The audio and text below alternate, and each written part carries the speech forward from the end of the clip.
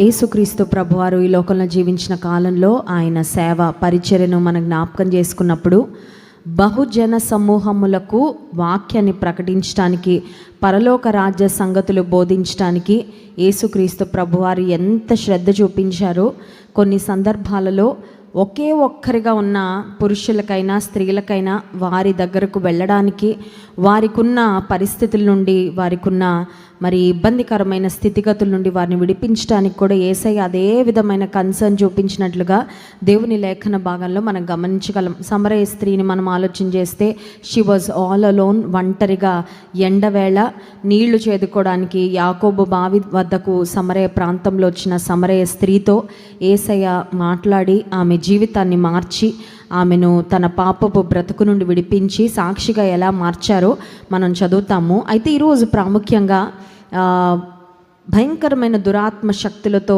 పీడించబడుతున్న వ్యక్తి చేసిన ప్రార్థన, ఆ ప్రార్థనకు యేసయ్య ఎలా జవాబిచ్చారో ఆ ప్రార్థన నుండి కొన్ని ప్రాముఖ్యమైన విషయాలు మనం నేర్చుకుందాం. మార్కు సువార్త 5వ అధ్యాయము 1వ వచనం నుండి 8వ వచనం వరకు మార్చి చదువుకుందాం. మార్కు సువార్త 5వ అధ్యాయము 1వ వచనం నుండి 8వ వచనం వరకు. వారా సముద్రమునకు అద్దరినున్న గెరాసేనుల దేశమునకు వచ్చిరి.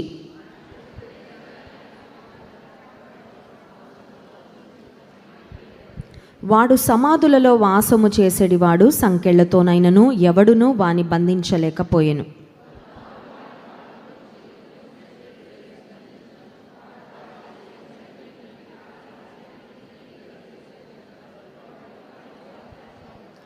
వాడు ఎల్లప్పుడూ రాత్రింబగళ్ళు సమాధులలోనూ కొండలలోనూ కేకలు వేయుచు తన్ను తాను రాళ్లతో గాయపరుచుకొనుచు ఉండెను.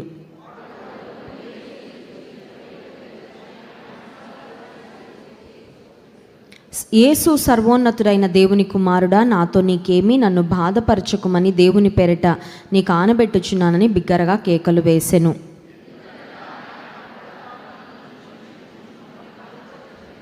చాలండి. గెరాసేనుల దేశంలో గదరేనీయుల ప్రాంతము అని కూడా మనం చూస్తాం. గదరేనీయులు అనే మాట, గెరాసేనుల దేశము అనే మాట, ఈ రెండు మాటలు కూడా మనం గమనించగలం సువార్తలలో. అయితే గాదు వంశీయులు ఈ ప్రాంతంలో నివసిస్తూ ఉండేవారు. ఆ ప్రాంతంలో ఒక వ్యక్తి సమాధులలో బ్రతుకుతూ ఉన్నాడు, కేకలు వేస్తూ ఉన్నాడు. He was untamed. ఎవరు కూడా అతని సాధు చేయలేకపోయారు అనే మాట మనం వాక్యంలో గమనిస్తూ ఉన్నాము.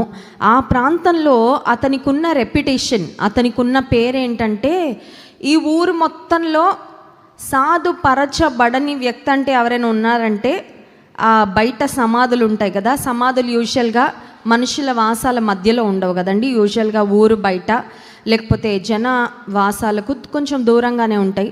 సో ఆ వ్యక్తిని గూర్చి ఆ ఊరిలో ఉన్న వారందరికి మధ్యలో ఉన్న ఒక టాక్ ఏంటంటే, సాధుపరచబడని వ్యక్తి, he is a man who is untamed, సాధు చేయబడలేని స్థితిలో ఉన్న వ్యక్తి. ఇంకొక మాటలో చెప్పాలంటే, ఒక నిస్సహాయ పరిస్థితుల్లో ఎవరైనా బాగుపడతారేమో కానండి, ఇంకా సమాధుల్లో ఉన్నవాడు మాత్రం బాగుపడతాడనే ఆశ ఊర్లో వాళ్ళకి లేదు. కుటుంబీకులు, తన స్నేహితులు ఎన్నో ప్రయత్నాలు చేశారు, but nobody could tame him. అతని పరిస్థితి ఏంటంటే, he was controlled, he was possessed by evil spirits. అపవిత్రాత్మల చేత అతను నియంత్రించబడుతూ అపవిత్రాత్మల యొక్క స్వాధీనంలో అతను ఉన్నట్లుగా దేవుని లేఖన భాగంలో మనం గమనిస్తున్నాం. ఏ వ్యక్తిలోకైనా అపవిత్రాత్మ రావాలి అంటే ఆ వ్యక్తి అవకాశం ఇస్తేనే అపవిత్రాత్మ ప్రవేశిస్తాడు. అది జ్ఞాపకం పెట్టుకోవాలి. దేవుని ఆత్మ, పరిశుద్ధాత్మ దేవునికి మనల్ని అప్పగించుకోనప్పుడు అపవిత్రాత్మలకు మన జీవితంలో స్థానము చాలా ఈజీగా దొరుకుతూ ఉంటుంది. అది కూడా మనం గమనించాలి. ఎవరైతే రక్షణ పొందుతారో, బాప్తిస్మం తీసుకుంటారో, యేసుక్రీస్తు ప్రభువును తమ హృదయంలోకి స్వీకరిస్తారో వారిని పరిశుద్ధాత్మ దేవుడు నియంత్రిస్తూ, పరిశుద్ధాత్మ దేవుని యొక్క నడిపింపులో వారి జీవితాలు సాగుతూ ఉంటాయి. అపోస్తల కార్యగ్రంథం 1వ అధ్యాయంలో మనం చూసినట్లయితే, ఆయనను పరిశుద్ధాత్మ మీ మీదకి వచ్చినప్పుడు మీరు శక్తి నొందుదురు. పరిశుద్ధాత్మ చేత నింపబడిన వారు, పరిశుద్ధాత్మ చేత నియంత్రించబడే వారిలో దేవుని శక్తి ఉంటుంది. They will be filled with God's power. కానీ ఇక్కడున్న వ్యక్తి కూడా సంఖ్యలు వేస్తే కూడా తెంపేసుకుంటా ఉన్నాడండి. ఇతనిలో కూడా ఒక శక్తి ఉంది, అదేంటంటే దయ్యపు శక్తి అండి, దురాత్మల యొక్క శక్తి. కానీ ఒక మాట గుర్తుపెట్టుకోవాలి, అపవాదికి అపవిత్రాత్మలకు కూడా శక్తి ఉన్నప్పటికీ దేవుని శక్తి కంటే దురాత్మల శక్తి చాలా చిన్నది, చాలా తక్కువ. కొంతమంది భయపడుతూ ఉంటారు, దురాత్మలు అంటే చాలా భయం అండి, దురాత్మలు పట్టిన వాళ్ళు ఏమన్నా చేసేస్తారేమో అంటే ఒకటి గుర్తుపెట్టుకోవాలి, దేవుని శక్తి పరిశుద్ధాత్మ దేవుడు మనలో ఉన్నంత కాలము అపవిత్రాత్మ శక్తులు మనల్ని ముట్టవు, మనకి ఏ హాని కూడా కలుగ చేయలేవు. ఎందుకంటే మీలో ఉన్నవాడు లోకములో ఉన్నవాని కంటే గొప్పవాడు. God's power is greater than any other power in this world. అయితే ఈ వ్యక్తి కూడా ఒక వైల్డ్ బిహేవియర్ అతనిలో కనబడతా ఉంది. కేకలు వేస్తూ ఉన్నాడు. అతన్ని చూసిన వారికి భయం అనిపిస్తూ ఉంటుంది. ఎందుకంటే హీ వాజ్ వెరీ అన్ప్లెజెంట్. ప్రశాంతంగా నిమ్మళంగా అతను ఉండేవాడు కాదు, మనుషుల మధ్యలోకి రావడానికి ఇష్టపడేవాడు కాదు. He wants to be isolated. ఇది కూడా ఒక డేంజరస్ పొజిషన్ అండి, డేంజరస్ ప్లేస్. ఏంటి ఆ డేంజరస్ ప్లేస్ అంటే, అపవాది ఒక వ్యక్తి మీద దాడి చేయడానికి ముందు ఐసోలేట్ చేసేస్తాడు. వాళ్ళు వేస్ట్, వీళ్ళు వేస్ట్, వాళ్ళొద్దు నీకు, వీళ్ళొద్దు నీకు, వాళ్ళు చెడ్డోళ్ళు, వీళ్ళు చెడ్డోళ్ళని ముందు అందరి నుండి దూరపరిచేస్తాడు. అమ్మ వద్దు, నాన్న వద్దు, అన్న వద్దు, చెల్లి వద్దు, భర్త వద్దు, పిల్లలొద్దు, ఒక్కదాని ఉండే ఏం పర్వాలేదు, ఒక్కడవే బతికే చాలు అని అపవాది ఏం చేస్తాడంటే ముందు ఐసోలేట్ చేసేసి ఆ తర్వాత చాలా ఈజీగా ఏం చేయాలో ఆ డ్యామేజ్ చేసేస్తూ ఉంటాడు. ఈ వ్యక్తి జనవాసాలలో లేడు, మనుషులతో ఉండడానికి ఇష్టపడడం లేదు. He wants to be isolated. ఒకవేళ అపవాది నిన్ను ఒక్కడవే ఉండు అనగానే నువ్వు ఆ మాట విని గనక సంఘానికి దూరమై, సమాజానికి దూరమై, కుటుంబానికి దూరంగా ఉన్నావంటే you will be a very easy target to the enemy. అపవాదికి చాలా ఈజీ నిన్ను క్యాప్చర్ చేయడము, క్యాప్టివేట్ చేయడము, మరి సూసైడల్ థాట్స్లోకి తీసుకొని వెళ్ళడం, కొన్ని రకాలైన భయంకరమైన విపరీతమైన ఆలోచనలు రావడానికి చాలా ఈజీ ఆస్కారము అపవాదికి దొరుకుతూ ఉంటుంది. అందుకే నేను దైవజనులు ఎప్పుడో ఒక మాట చెప్తూ ఉంటారు కదా, కట్టెలన్నీ కలిసి ఉన్న చోట మంట బాగా, ఒక్క కట్టె, ఆ మండుచున్న కట్టెలలో నుండి ఒక్క కట్టె తీసి దూరంగా పెడితే చాలా త్వరగా ఆ ఫైర్ ఆరిపోతూ ఉంటుంది. సో దేవుని ప్రజలు, దేవుని కొరకు మండుతున్నవారు, దేవుని కొరకు రగులుతున్నవారు, the people who have the same passion for God, the people who have the same desire to serve God, to honour God. సంఘంలో దేవుని ప్రేమించే దేవుని బిడ్డలు ఉంటారు కాబట్టి మనందరము సమాజంగా కూడుకొని దేవుని ఆరాధించిన ప్రతిసారి ఒకరిని చూసి ఒకరి సాక్ష్యాలు విని మరొకరము దేవుని వాక్యము వినుట ద్వారా, కలిసి దేవుని ఆరాధించడం ద్వారా మనందరం కూడా ఆత్మీయంగా ఎదగడానికి, పురికొల్పబడడానికి, ప్రోత్సాహపరచబడడానికి, సమాజంగా మనం కలుసుకొని దేవుని ఆరాధించడం మనకి చాలా దోహదపడుతుంది. కనుక అది ఎప్పుడు కూడా మనం మిస్ అవ్వడానికి వీలు లేదు. ఈ వ్యక్తి ఒంటరిగా ఉన్నాడు. అంత మాత్రమే కాదు కానీ అతని పరిస్థితి ఏంటంటే 5వ వచనంలో, వాడు ఎల్లప్పుడూ రాత్రింబగళ్ళు సమాధులలో, కొండలలో కేకలు వేయచ్చు, తన్ను తాను రాళ్లతో గాయపరుచుకొను చుండెను. He was hurting himself. యేసుక్రీస్తు ప్రభువులోకి వచ్చిన వారిలో ఉండే పరిస్థితి ఏంటంటే తమను తాము గాయపరచుకోరు, ఇతరులను గాయపరచరు. మన దేవుడు ఎలా గాయాలు మాన్పేవాడో మన గాయాలు ఆయన ద్వారా అవి హీల్ చేయబడిన తర్వాత ఇతరులకు ఏమైనా గాయాలు అయితే కూడా మనం ఏం చేస్తామంటే వాటిని we will be people who will soothe, who will give comfort. ఇతరులకు ఆదరణ ఇచ్చే వారంగా, ఓదార్పునిచ్చే వారంగా మనం ఉంటాం. కానీ గాయపరుచుకునే వారముగా, గాయపరిచే వారముగా ఎప్పుడు ఉండము. కానీ ఈ వ్యక్తి యొక్క స్థితి ఏంటంటే దేవునికి అతని జీవితంలో చోటు లేదు. ఆ దేవునికి చాలా దూరంగా అతను బ్రతుకుతూ ఉన్నాడు, చీకటిలో జీవిస్తూ ఉన్నాడు, చీకటి సంబంధిగా ఉన్నాడు, అపవిత్రాత్మల చేత పట్టబడిన స్థితిలో ఆ వ్యక్తి ఉన్నాడు. కాబట్టి తన్ను తాను గాయపరుచుకుంటూ ఉండగా ఆసక్తికరమైన విషయం ఏంటంటే యేసుక్రీస్తు ప్రభువు అతన్ని దూరం నుండి చూచారు. And Jesus took time out of his busy schedule for this demon possessed man. ఈ దయ్యం పట్టిన వ్యక్తి అందరు ఇంకా వేస్ట్, వీడి జీవితాన్ని ఇంకెవ్వరూ బాగు చేయలేరు అని వదిలేసిన వ్యక్తి కొరకు యేసయ్య సమయము తీసుకున్నాడు. యేసయ్య అతనితో మాట్లాడడానికి ఇష్టపడ్డారు. యేసయ్య అతని స్థితిగతులు మార్చడానికి ఇష్టపడ్డారు. ఒకవేళ నీ కుటుంబంలో ఒక వ్యక్తి ఉండొచ్చు, అది భర్త అవ్వచ్చు, అన్న అవ్వచ్చు, తమ్ముడు అవ్వచ్చు, బంధువు అవ్వచ్చు, whoever it may be. ఒకవేళ నీ సొంత కుమారుడైనా ఉండొచ్చు. కొంతమంది తల్లులు నా దగ్గరకు వచ్చి ఏడుస్తూ ఉంటారు, మా అబ్బాయి భయంకరమైన డ్రగ్ ఎడిక్ట్ అయిపోయాడమ్మా, ఇప్పటికి ఎన్నోసార్లు జైలుకి వెళ్ళి వచ్చాడు కానీ వాడు డ్రగ్స్ మాత్రం మానట్లేదు. ఆ తల్లి వేదన చూస్తూ ఉంటే అలాంటి తల్లులు కొంతమంది వచ్చి చెప్తూ ఉంటారు, వాళ్ళ బిడ్డలు ఉన్న భయంకరమైన స్థితి దేవుడు జోక్యం చేసుకుంటే తప్ప దెర్ ఇస్ నో హోప్. అటువంటి వారు మారడానికి ఏ విధమైన ఆస్కారము ఉండదు. But the good news is this, ఈరోజు దేవుని సన్నిధికి వచ్చిన మనకు శుభవార్త ఏంటంటే, ఇక ఆశ లేదు, ఇంకా బాగుపడదు, ఇక పరిస్థితి మెరుగవ్వదు అనే వర్స్ట్ సిట్యువేషన్లో కూడా వెన్ గాడ్ స్టెప్స్ ఇన్, యేసయ్య జోక్యం చేసుకుంటే, యేసయ్య అడుగు పెడితే, ఆయన దృష్టి పడితే, ఆయన మాట పలికితే, ఈ దయ్యం పట్టిన వ్యక్తి జీవితము స్థితిగతులు మారిపోయినట్లు నీ ఇంటిలో, నీ కుటుంబంలో, నీ జీవితంలో ఏ పరిస్థితి ఉందో అందులో కూడా అటువంటి మార్పులే యేసయ్య కలిగిస్తాడు. నమ్మిన వారి స్తోత్రం చెప్దాం, హల్లెలూయా. సో ఈ వ్యక్తి యేసయ్య దగ్గరకు వచ్చి ఆయనకు నమస్కారం చేశాడంటే చూడండి, 6వ వచనం, వాడు దూరం నుండి యేసును చూచి పరుగెత్తుకొని వచ్చి ఆయనకు నమస్కారము. యాక్చువల్గా దయ్యం పట్టిన వ్యక్తిగా ఉన్నాడు, సేన, ఇతనిలో ఒక సమూహముగా దురాత్మలు ఉన్నాయి, ఒక్క దురాత్మ కాదు ఇతనికి పట్టింది. ఇప్పుడు ఈ వ్యక్తి యేసయ్యకు నమస్కారం చేస్తున్నాడు అంటే అర్థం ఏంటంటే, అపవిత్రాత్మలు, దయ్యాలు కూడా యేసయ్యకు భయపడ్డాయి, యేసయ్యను చూసి వణికాయి, యేసయ్యకు నమస్కారము చేశాయి. Because the devil also knows that Jesus has authority over heaven and earth. భూమి మీద ఆకాశమందు సర్వాధికారము కలిగిన దేవుడు యేసయ్య మాత్రమే అని అపవాది కూడా, అపవిత్రాత్మ శక్తులు కూడా ఒప్పుకొని యేసయ్య ఎదుట నమస్కారం చేసి, ఇప్పుడు ఈ వ్యక్తి ఒక ప్రార్థన చేస్తూ ఉన్నాడండి. ఈరోజు నా అంశం అదే, the prayer of this demon possessed man. అపవిత్రాత్మ శక్తుల చేత పీడించబడుతున్న ఈ వ్యక్తి చేసిన ప్రార్థన. 7వ వచనం చూడండి, యేసు సర్వోన్నతుడైన దేవుని కుమారుడా, నాతో నీకేమి, నన్ను బాధపరచుకోమని దేవుని పేరట నీకు ఆనబెట్టుచున్నానని బిగ్గరగా కేకలు. యేసయ్య ప్రార్థన ఆలకించేవాడు. Any doubt? ఎవరికైనా అనుమానం ఉందా? ఎవరికి అనుమానం లేదు.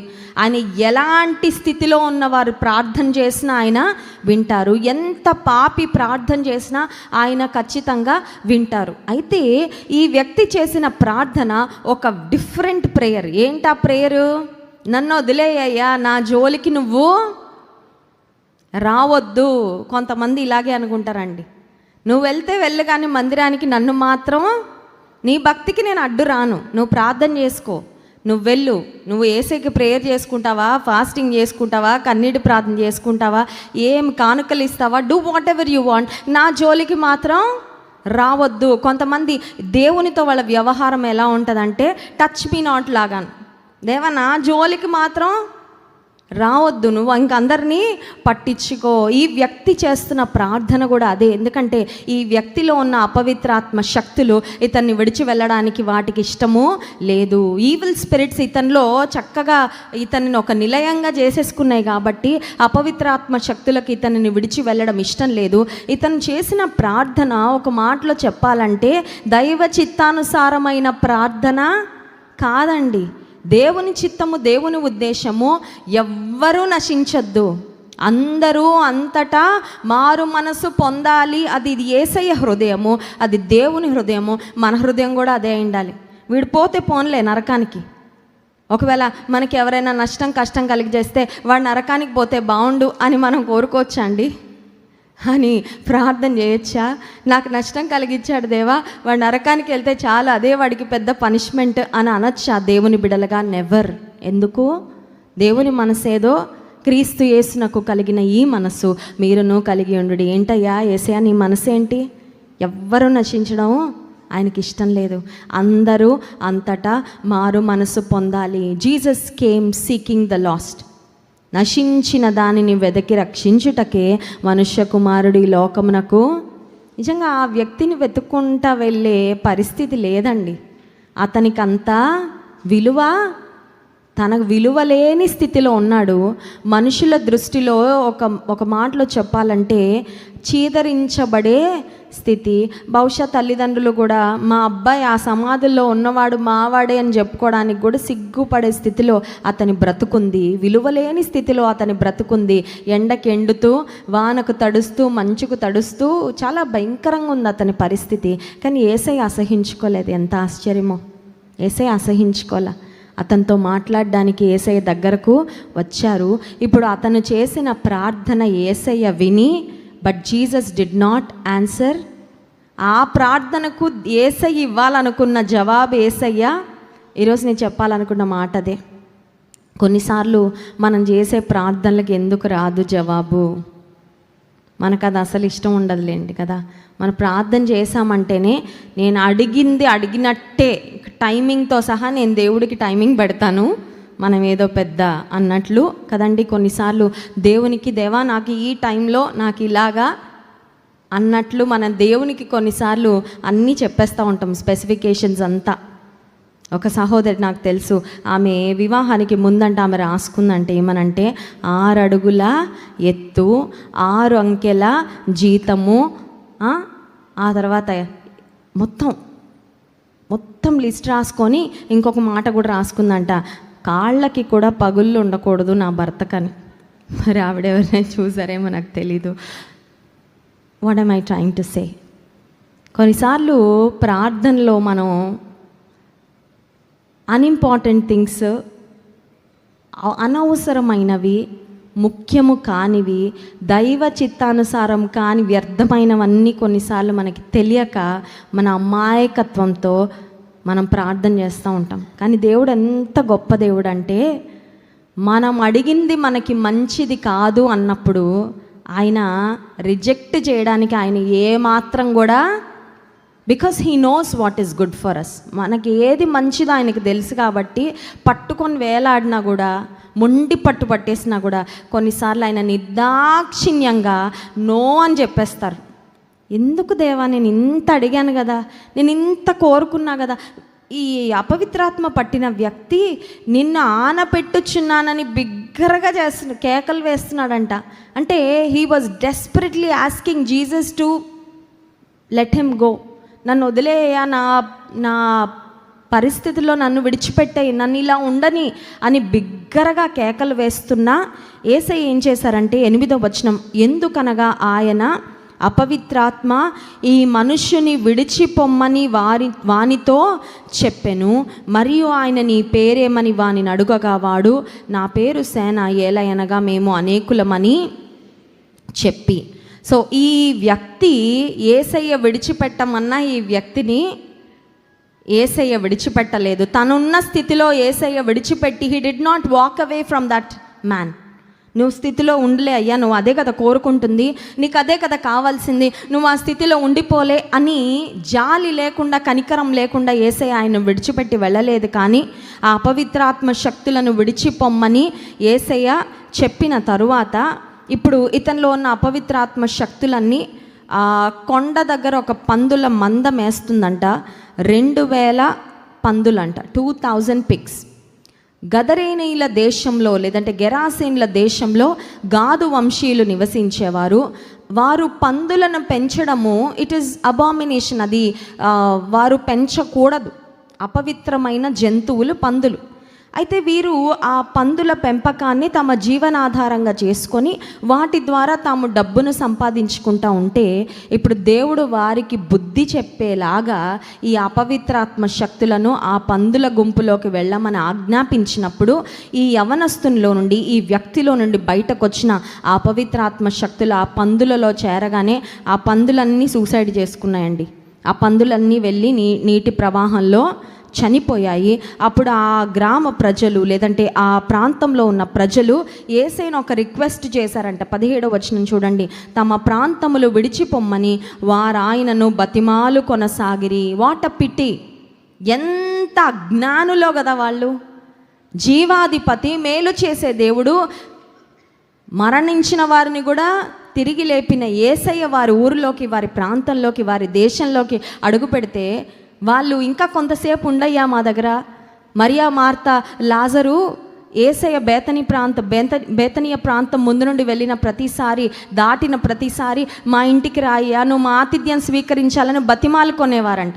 అక్కడ వాళ్ళు ఒక ఎక్స్ట్రీమ్లో ఉన్నారు. యేసయ్య మీద మిక్కుటమైన ప్రేమ, యేసయ్యను గౌరవించాలి, యేసయ్యకి ఆతిథ్యం ఇవ్వాలని వాళ్ళు ఒక ఎక్స్ట్రీమ్లో ఉంటే, వీళ్ళు ఇంకొక ఎక్స్ట్రీమ్లో ఉన్నారు. వీళ్ళు ఉన్న ఎక్స్ట్రీమ్ ఏంటంటే మమ్మల్ని త్వరగా విడిచిపెట్టి వెళ్ళిపోయా, ఎందుకంటే నువ్వు ఉంటే మా వ్యాపారాలకి నష్టము, దేవుని చిత్తం కానీ వ్యాపారాలను ఆయన ఆశీర్వదించడండి. ఒక బ్రాందీ షాప్ వ్యాపారం పెట్టుకుంటే దేవుడు ఆశీర్వదిస్తాడా? ఒక బ్రాందీ షాప్ వ్యాపారం పెట్టుకొని నా వ్యాపారాన్ని దీవించయ్యా అని అడిగితే దేవుడు దీవిస్తాడా? అటువంటి ప్రార్థనలు వినడు, అటువంటి ప్రార్థనలకు దేవుడు జవాబు ఇవ్వడు కూడా. కానీ నీ చేతుల కష్టార్జితము నీవు అనుభవించదువు. న్యాయపరమైన కష్టంతో, న్యాయంగా, అన్యాయం లేకుండా, అపవిత్రత లేకుండా మనం కష్టపడి పనిచేస్తే మన కష్టార్జితంపై దేవునికి అనుదృష్టి ఖచ్చితంగా ఉంటుంది. ఇప్పుడు ఆ ప్రాంతంలోని ప్రజలు యేసయ్యను విడిచిపోమ్మని బ్రతిమాలుకున్న తర్వాత ఈ వ్యక్తి బాగుపడిపోయాడు. He was made whole. తన మైండ్ కంట్రోల్లోకి వచ్చేసింది. ఇంతకుముందు అన్టేమ్డ్గా ఉన్నాడు, చాలా వైల్డ్గా బిహేవ్ చేస్తున్నాడు, తను ఎవరు సాధుపరచలేని స్థితిలో ఇంతకుముందు ఉన్నాడు. ఇప్పుడు వ్యక్తి లోపల మారిపోయింది, బయట కూడా. ఇది కూడా జ్ఞాపకం పెట్టుకోవాలండి. యేసయ్య మన లోపల ఉంటే మన లోపలే కాదు, మన బయట కూడా మారుతాం. స్తోత్రం చెప్దాం, హల్లెలూయా. కొన్నిసార్లు దేవుని సహాయం లేకుండా మనకి మనం మారాలనుకొని చేసేవి ఎలా ఉంటాయంటే, బయట ఒకటే మారుతుంది, లోపల మారదు. బయట కొద్ది కాలం కొన్నిసార్లు ట్రై చేయగలం, కానీ లోపల మారలేదు కాబట్టి మళ్ళీ మన ఒరిజినాలిటీ మళ్ళీ వెనకొచ్చేస్తూ ఉంటుందండి.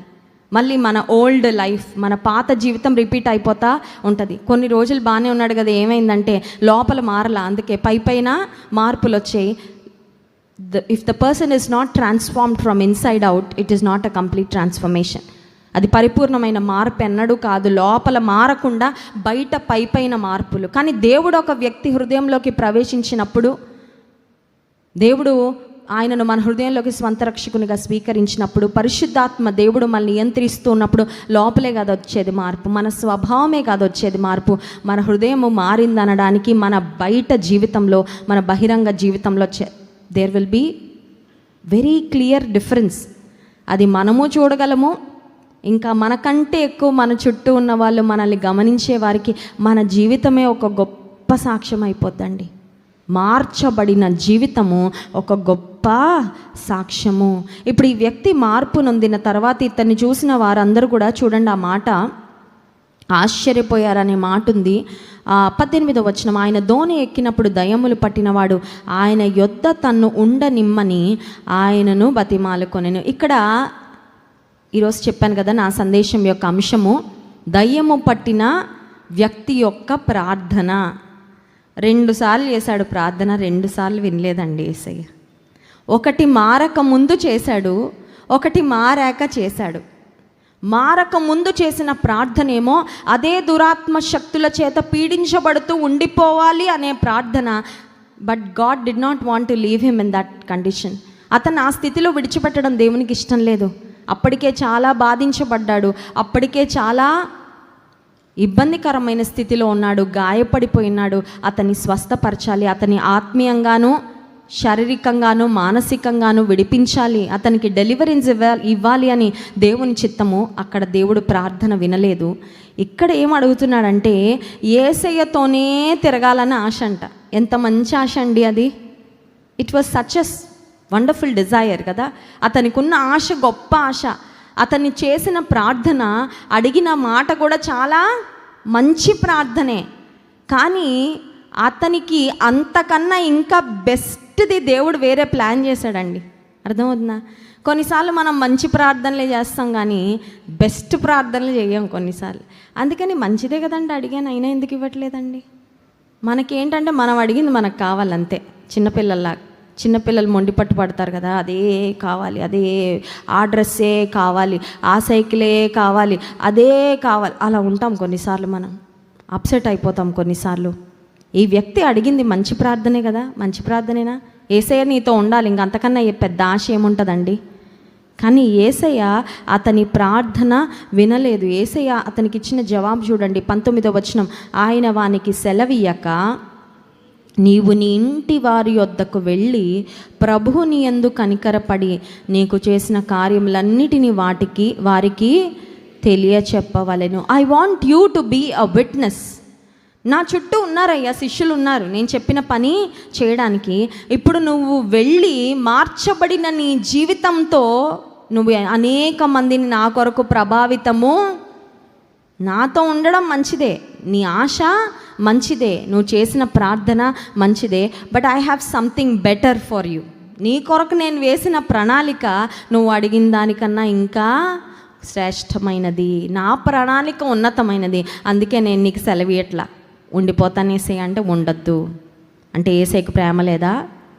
ఏసయ్య ప్రార్థన విన్నారు, కానీ అతను అడిగిన దానికన్నా శ్రేష్టమైనది అతనికి ఇవ్వడానికి నువ్వు వెళ్ళాలి, నువ్వు సాక్షిగా మారాలి అని యేసయ్య ఆ దురాత్మ పట్టిన వ్యక్తిని, దురాత్మల నుండి విడుదల పొందిన వ్యక్తిని సాక్షిగా ఆయన కొరకు బ్రతుకుట కొరకు పంపించినప్పుడు 20వ వచనం, వాడు వెళ్ళి యేసు తనకు చేసినవన్నీ దెకపొలిలో ప్రకటింపన ఆరంభింపగా అందరూ ఆశ్చర్యపడిరి. ఒక దురాత్మలు పట్టిన వ్యక్తి ఒక సువార్తికునిగా మారిపోయాడండి. అతని బ్రతుకే ఒక సువార్త, అతని బ్రతుకే ఒక సాక్ష్యం. ఈరోజు దేవుని కొరకు ఎటువంటి వారు కావాలంటే మార్చబడిన జీవితాలతో, ఇదిగో మార్చబడిన నా బ్రతుకే నా యేసయ్యలో ఉన్న శక్తికి నిదర్శనం అని చూపించే వాళ్ళు ప్రపంచానికి కావాలి. The world needs people who can shine for Jesus.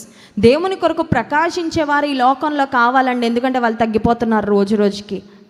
వాక్యం తెలిసిన వారు కాదు కావాల్సింది, వాక్యాన్ని బ్రతికేవారు కావాలి. స్తోత్రం చెప్దాం, హల్లెలూయా. వెలుగుతో నింపబడి ఈ చీకటి ప్రపంచంలో వెలుగుగా బ్రతికేవారు, ప్రభు కొరకు ప్రజ్వలిల్లేవారు. Jesus, I'm comfortable with you, నీతో ఉండడానికి నాకు ఇష్టమయ్యా, నా చిత్తం అది కాదు, నువ్వు వెళ్ళి సాక్షిగా మీ వాళ్ళందరికీ ఎవరు చెప్తారయ్యా సువార్త? మీ ఊర్లో వాళ్ళందరికీ ఎవరు ప్రకటిస్తారు? మీ ఊర్లో వాళ్ళు నన్ను ఉండొద్దు అంటున్నారు, నేను కూడా నాకు ఇంకా చాలా పనులున్నాయి. యేసయ్య సిలువ మరణం పొందక మునుపు ఆయన వెళ్ళవలసిన ప్రాంతాలు, మాట్లాడవలసిన వ్యక్తులు, మార్చవలసిన జీవితాలు ఇంకా చాలా ఉన్నాయి. కానీ ఇక్కడ ఈ వ్యక్తి జీవితాన్ని వెలిగించి ఆ వెలుగు వదిలిపెట్టి వెళ్ళిపోయారు అంతే. ఇప్పుడు అతని డ్యూటీ ఏంటంటే అక్కడ ఉన్న చీకటి బ్రతుకులన్నిటినీ ప్రభు సువార్తతో వెలిగించటం. ప్రియమైన సహోదరి సహోదరుడా, నీవు నేను వెలిగించబడ్డాము, వెలిగించడానికే మనల్ని దేవుడు ఇంకా ఉంచాడు ఈ ప్రపంచంలో. నీవు నేను క్రీస్తు ప్రభు సువార్తను ప్రకటించి వెలిగించాల్సిన బ్రతుకులు ఇంకా చాలా చాలా ఉన్నాయండి. కానీ చాలాసార్లు మన దృష్టి వాటి మీద ఉండట్లే. ఎందుకంటే వీఆర్ టూ బిజీ. మన పనుల్లో మనం చాలా బిజీగా ఉంటున్నాం. సువార్త నీవు నేను ప్రకటించవలసిన వారు ఎంతోమంది ఉన్నారు. నా ప్రార్థనకు జవాబు ఎందుకు యేసయ్య ఇవ్వడం లేదు అని మూతి ముడుచుకోవడం కాదు. నేను అడుగుతానయ్యా, కానీ నేను పూర్తిగా నమ్ముతాను ఏమనంటే, ఒకవేళ నేను అడిగింది నువ్వు ఇవ్వకపోయినా నువ్వు ఇచ్చేది మాత్రం ఖచ్చితంగా శ్రేష్టంగానే ఉంటుంది. స్తోత్రం చెప్దాం, హల్లెలూయా. అది విశ్వాసం. అందుకని అడగడం మానేస్తానయ్యా, ఇంక నేనేమీ అడగనయ్యా, ఎందుకంటే నన్ను డిసప్పాయింట్, అది కాదండి. నువ్వు అడుగు, కానీ నీకేది శ్రేష్టమైనదో కొన్నిసార్లు నువ్వు అడిగిందే నీకు ఇచ్చేస్తాడు. ఎందుకంటే అది ఆయన పరిపూర్ణమైన చిత్తం అయినప్పుడు హీ విల్ గ్రాంట్ ఇట్ అంతే. కొన్నిసార్లు ఇంకా అడుగుతానే ఉంటావు, ఆమెనని కూడా వచ్చేస్తుంది జవాబు. క్లిక్ చేసి ఆర్డర్ పెట్టక ముందే డోర్ దగ్గర డెలివరీ ఉన్నట్టు ఉంటుంది కొన్నిసార్లు. అలా చేస్తాడు కార్యాలు.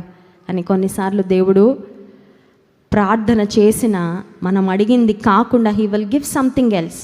కానీ అది ఆయన ప్రణాళిక, అది మనకు శ్రేష్టమైనది. కనుక ఈ ఉపవాస ప్రార్థనకు వచ్చిన మనము అడగవలసిన బాధ్యత మనదే. కానీ పరిపూర్ణంగా ఒకటి నమ్మాలి, ఏమనంటే నేను అడిగింది నాకు శ్రేష్టమైనదైతే నా తండ్రి ఖచ్చితంగా నాకు ఇస్తాడు. ఆలస్యమైన, ఒకవేళ నేను అడిగింది కాకుండా నాకు ఎగ్జాక్ట్గా ఆపోజిట్ వచ్చింది అన్నట్లు అనిపించినా, నేను అడిగినా కూడా నాకు అది ఇచ్చాడంటే నా ప్రభు, అది ఖచ్చితంగా నాకు మేలైనదే. కళ్ళు మూసుకోండి, ప్రార్థన చేసుకుందాం.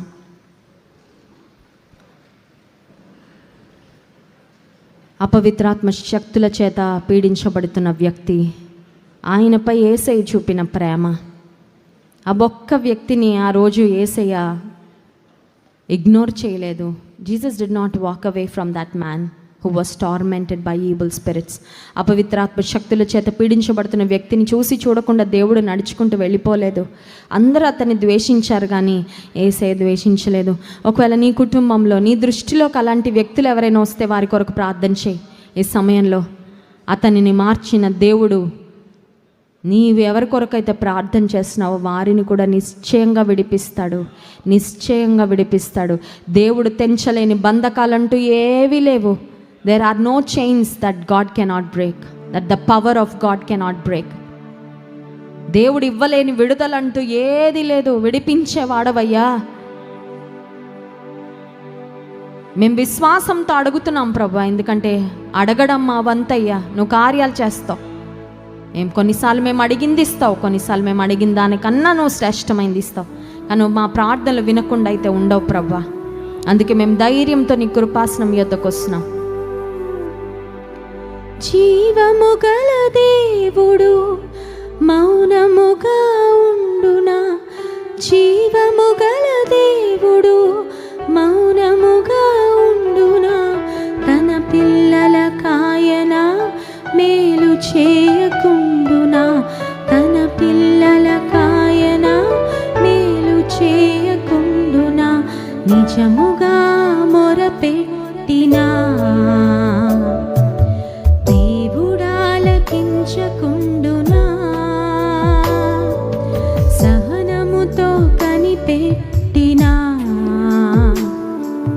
సమాధానమీయకుండునా. జీవము గల దేవుడు మౌనముగా ఉండునా, జీవము గల దేవుడు మౌనముగా ఉండునా, తన పిల్లల కాయన మేలు చేయకుండునా, తన పిల్లల కాయన మేలు చేయకుండునా. పరిశుద్ధ ప్రేమ కలిగిన తండ్రి నీకు స్తోత్రాలు. నువ్వు మేలు చేసే దేవుడో ప్రభా. కొన్నిసార్లు అజ్ఞానపు ప్రార్థనలు మేము చేసినప్పుడు ఆ ప్రార్థనలు అవుట్ రైట్గా నువ్వు రిజెక్ట్ చేస్తావయ్యా. నీకు వందనాలయ్యా. మా అజ్ఞానపు ప్రార్థనలకు జవాబు ఇవ్వని దేవా నీకు వందనాలు. మాకు వద్దు అని చెప్పిన దేవా నీకు స్తోత్రాలు. ఎందుకంటే కొన్నిసార్లు మేమేం అడుగుతున్నాం అది మేము తెలియక అడుగుతాం ప్రవ్వా. కొన్నిసార్లు ఇమ్మెచ్యూర్గా మేము ప్రార్థన చేస్తాం. కానీ మా పరలోకపు తండ్రి ప్రవ్వా, శ్రేష్టమైన ఈవులను అనుగ్రహించే పరలోకపు తండ్రివి మేము నమ్ముతున్నామయ్యా. పరిపూర్ణంగా మాకు ఏది మంచిదో, ఏది శ్రేష్టమైనదో, ఏ సమయానికి మాకు ఇవ్వాలో ప్రభా, ఆ సమయానికి నువ్వు అనుగ్రహించే దేవుడవు నాయనా నీకు స్తోత్రాలు. మా హృదయాలు కుమ్మరించుకొని మేము ప్రార్థన చేయడానికి అట్టి అనుభవంలోనికి ఇక్కడున్న ప్రతి ఒక్కరిని నడిపించయ్యా. ఏమి మిగుల్చుకోకుండా ప్రభా, ఏ భారము మా హృదయంలో ఇక దాచుకోకుండా, ఏ కన్నీటి బిందువు మా హృదయాల్లో మా మదిలో మేము దాచుకోకుండా ప్రభా, మా వేదనలన్నీ నీ సన్నిధిలో తండ్రి మేము కుమ్మరించడానికి, మా బాధ, మా స్ట్రగుల్ నాయన, మా మనోవేదన అంతా నీ సన్నిధిలో మేము చెప్పుకొని నీ నుండి జవాబులు పొందుకోవడానికి మీ కృప అనుగ్రహించమని మిమ్మల్ని ఆరాధించి స్తుతించబోతుండగా ఆరాధన ఆత్మతో మమ్మల్ని నింపమని యేసు నామములో ప్రార్థిస్తున్నాము తండ్రి, ఆమేన్.